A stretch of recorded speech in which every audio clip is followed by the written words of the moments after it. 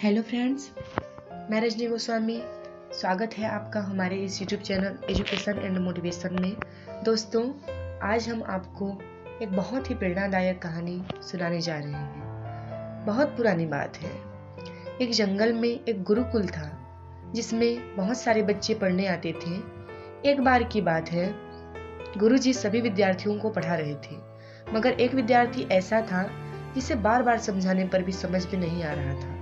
गुरुजी को बहुत गुस्सा आया और उन्होंने उस विद्यार्थी से कहा, जरा अपनी हथेली तो दिखाओ बेटा।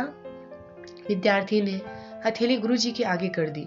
हथेली देखकर गुरुजी बोले, बेटा तुम घर चले जाओ, आश्रम में रहकर अपना समय बर्बाद मत करो, तुम्हारे भाग्य में विद्या ही नहीं है। शिष्य ने पूछा, क्यों गुरुजी? गुरुजी ने कहा, तुम्हारे हाथ में विद्या की रेखा ही नहीं है। गुरुजी ने एक होनहार विद्यार्थी की हथेली उसे दिखाते हुए कहा, यह देखो, ये है विद्या की रेखा जो तुम्हारे हाथ में नहीं है। इसलिए तुम समय नष्ट ना करो और घर चले जाओ और वहां अपना कोई और काम देखो।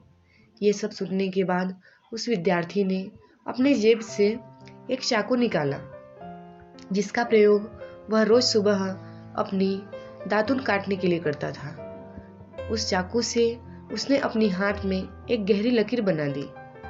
हाथ से खून बहने लगा। तब वह गुरुजी से बोला, मैंने हाथ में विद्या की रेखा बना ली है।